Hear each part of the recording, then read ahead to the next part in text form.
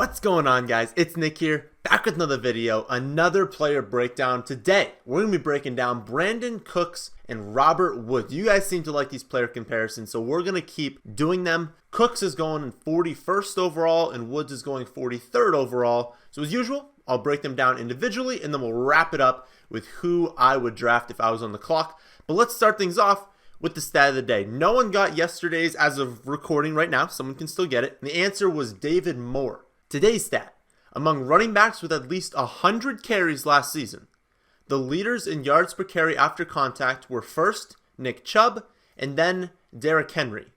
Who was third? Who was third in this stat? And you had to have at least 100 carries. Also, remember, you can download my rankings and my projections for both the draft and the regular season on our website, thefantasyfootballadvice.com.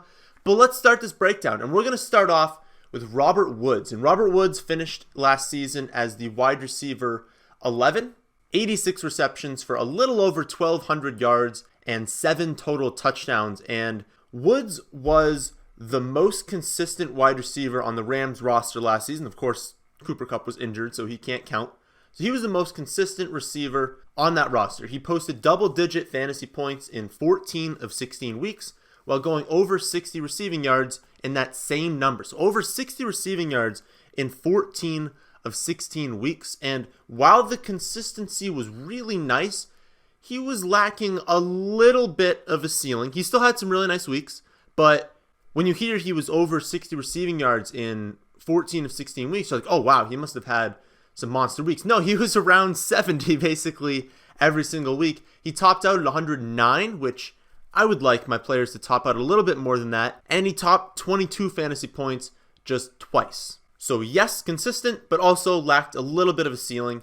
Woods was extremely durable last season, played on 98.6% of Goff's snaps, which is essentially like starter snaps. He appeared in every game and was basically an every down player in all of those games. That was his best season as a pro, not only from a production standpoint, but also looking at his health. He has suffered 2 ankle sprains, a pulled back, a groin tear, a knee strain, a shoulder strain. Despite all these injuries, he's still been able to appear in 89% of his possible games. Sports Injury Predictor does have him with the highest percent chance to miss time due to an injury, with 3 projected missed games as well. And that projection's fine, but I wouldn't worry too much about him having like a high chance to miss time due to injury. They're doing that based off the fact that he's missed, at least one game in 4 of 6 seasons. That's what they're basing it off of. And listen, he's never missed more than 3 weeks due to an injury. So yeah, he's probably going to miss a game or 2, but it's honestly not going to hurt you that much. You can find a replacement for those 1 or 2 weeks. He hasn't suffered major injuries, and he hasn't suffered any injuries where you're like, ooh, keep an eye on that. He's not like a guy who suffered a bunch of hamstring injuries or a bunch of knee injuries. He's fine. So I wouldn't view him as risky at all. This will be Woods' 7th season as a pro, but last year was actually his first over 800 receiving yards. And you might look at that and be like, whoa, was that something I should be concerned about? Was that just a fluke that happened? No, not really. It's tough to blame him when he was on Buffalo for 4 years. You're not really expecting prolific production from someone on Buffalo. And in his first season with the Rams, he was on pace for over 1,000 yards, but then he missed 3 games due to the shoulder injury, and then starters were held out in Week 17.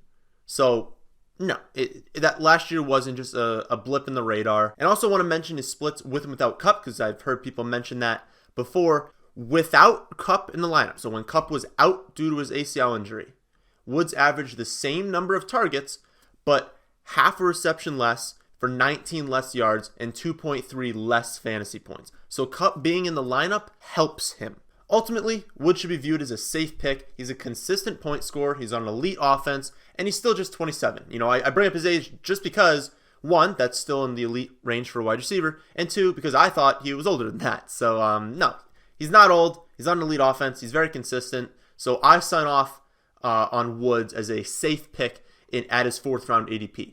Moving on to Brandin Cooks, and Brandin Cooks is coming off his 4th consecutive season with 1,100 yards and at least 6 touchdowns.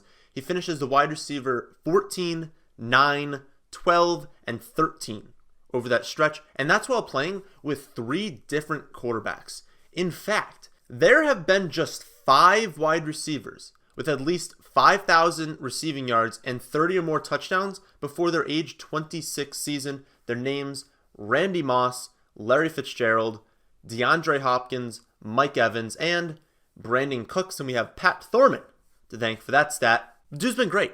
I mean, he's been phenomenal, and he could have honestly posted better numbers than that had he not been injured for a good portion of his rookie season. But I bring up that injury because honestly, he's been a model of health for his entire career. Aside from that one injury his rookie season, he has not missed a game. So he has not missed a game since then. Sports Injury Predictor has him as one of the lowest chances to miss time due to an injury. So he's safe. He's going to be out there producing for fantasy this season. I also want to bring up Kupp. How did he do with the Kupp splits? Well, when Kupp was out of the lineup, he averaged 1.3 less targets, 1.8 less receptions, and 42 less receiving yards for 6 less fantasy points per game. Kupp coming back into this lineup helps players for fantasy. It does not hurt their value, so I don't want to hear anyone talking about, oh, Kupp's going to return, so these guys are worse. No, both Robert Woods and Brandin Cooks are better with Kupp returning to the lineup. Cooks also gets kind of a bad rap for being inconsistent, and while he has shown a lower floor, he did still have 12 double-digit fantasy performances in 16 weeks last season, and the slight inconsistency is offset by the massive weekly ceiling. And that's extremely valuable, having him with the ability to win weeks for you on his own. Cooks has over 100 yards or a touchdown in 39% of his career games, with over 100 yards and a touchdown in 15%. Woods has only done that in 28% and 5% respectively. And if you want to compare those numbers to someone like Jarvis Landry, you're like, well, how does he compare to someone who has been the focal point of an offense for a decent amount of time and is a more consistent receiver? He's had over 100 yards or a touchdown in the exact same 39% of games, but only over 100 and a touchdown in 5% like Woods. So Cooks has that ability, the 15% of games with over 100 yards and a touchdown, and those are the weeks that win you matchups. Those are the weeks that can put you over the edge. I agree that it's really nice to know with Woods that you're going to get between 11 and 14, but you do still need some players on your team that have weekly upside, and Cooks has that. So what do my projections say? Brandin Cooks is currently projected with 71 receptions for 1,075 yards and 6.5 touchdowns. That comes out to the wide receiver 16.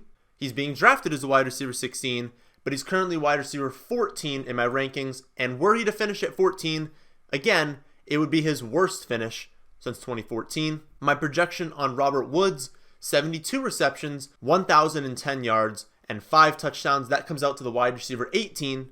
He's being drafted as a wide receiver 17, but he's a wide receiver 20 in my rankings because I do value that upside. You can see from the projection, from what I talked about from the rankings, I do view Cooks as the one you should be drafting in this range. I value his ability to stay healthy. I value his weekly upside, and I value his track record. It is extremely impressive for a player to post 4 consecutive 1,100 yard and 6+ touchdown seasons before they turn 26 with 3 different teams. Plus, he's a value at wide receiver 16. That would be his worst finish by at least 2 spots over the past 4 years. Give him another offseason with Goff, and I can easily see him improving on last season's numbers and really posting the best season of his career. So he's one of the safest possible 4th round picks, and it comes with more upside than anyone else going in this range. So remember, you can have my rankings and download my projections for both the draft and the regular season on our website, thefantasyfootballadvice.com. But that's the end of this video. I hope you guys did enjoy. If you did, how about we hit that like button? How about we subscribe if we are new? And thanks for watching.